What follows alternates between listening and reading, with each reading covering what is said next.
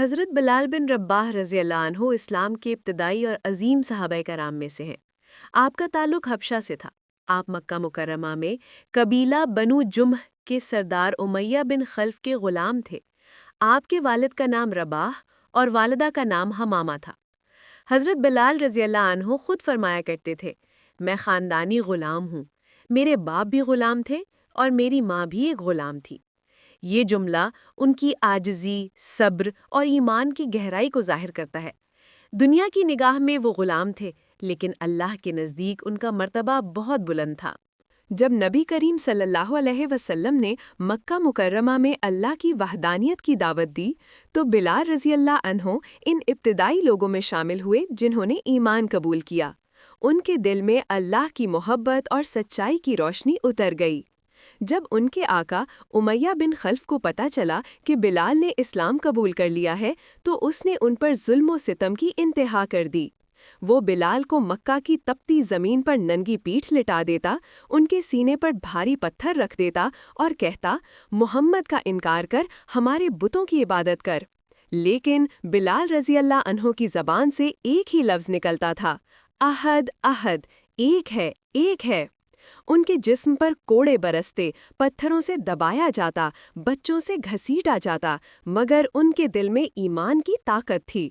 وہ کہتے، میں کسی کو نہیں مانتا سوائے اللہ کے جو ایک ہے، جس کا کوئی شریک نہیں۔ یہ ان کا ایمان تھا جس نے غلام کو آقا بنا دیا۔ دنیا کے ظالم جھک نہ سکے، مگر بلال کے ایمان نے انہیں جھکا دیا۔ حضرت بلال پر ہونے والا ظلم دیکھ کر حضرت ابو بکر صدیق رضی اللہ عنہ کا دل پگھل گیا۔ انہوں نے امیہ بن خلف سے کہا، بلال کو مجھے بیچ دو۔ امیہ نے مذاق اڑاتے ہوئے کہا، لے جا، یہ کسی کام کا نہیں۔ حضرت ابو بکر رضی اللہ عنہ نے انہیں چاندی کے بدلے خریدا اور فرمایا، بلال، آج سے تم اللہ کے لیے آزاد ہو۔ یوں بلال رضی اللہ عنہ غلامی کی زنجیروں سے نکل کر اسلام کے پہلے مؤذن بنے۔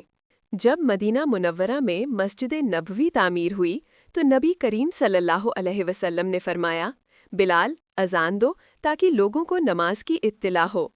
پھر بلال رضی اللہ عنہ نے پہلی اذان دی، اللہ اکبر، اللہ اکبر۔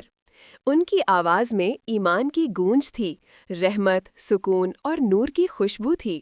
بلال نبی صلی اللہ علیہ وسلم کے بہت قریب تھے، جہاں رسول جاتے وہ ساتھ ہوتے، ہر غزوہ میں شریک رہے۔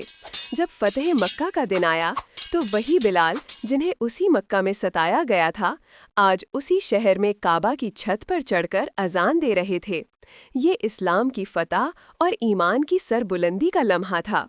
نبی کریم صلی اللہ علیہ وسلم نے ایک دن فرمایا، بلال، میں نے جنت میں تمہارے قدموں کی آہٹ سنی ہے۔ یہ ان کے بلند مرتبے کا اعلان تھا۔ پھر وہ دن آیا جب نبی کریم صلی اللہ علیہ وسلم دنیا سے رخصت ہو گئے۔ بلال رضی اللہ عنہ کا دل غم سے بھر گیا۔ جب انہوں نے آذان دینے کی کوشش کی اور اشہد ان محمدن رسول اللہ کہا تو ان کی آواز لرز گئی، آنسو بہنے لگے اور وہ آذان مکمل نہ کر سکے۔ ان کا دل مدینہ میں رہنے کو نہیں مانا، وہ شام کی طرف روانہ ہو گئے۔ دمشق کے قریب مقام داریہ میں مقیم ہوئے، جہاد شام میں شریک رہے اور باقی زندگی عبادت میں گزاری۔ جب وفات کا وقت قریب آیا، ان کی اہلیہ رو رہی تھیں اور کہہ رہی تھیں، ہائے افسوس! تو بلال رضی اللہ عنہ نے کہا، افسوس نہیں، خوشی ہے، کل ہم اپنے محبوب محمد صلی اللہ علیہ وسلم اور ان کے ساتھیوں سے ملاقات کریں گے۔ یوں بلال رضی اللہ عنہ اس دنیا سے رخصت ہوئے، مگر ان کی اذان کی صدا آج بھی ہر مومن کے دل میں گونجتی ہے۔ حضرت بلال کی زندگی ہمیں یہ سکھاتی ہے کہ اللہ کے نزدیک عزت رنگ، نسل یا مقام سے نہیں بلکہ ایمان، صبر اور عمل سے ہے۔ جس کے دل میں اللہ کی محبت ہو وہ دنیا کا سب سے بلند انسان ہے۔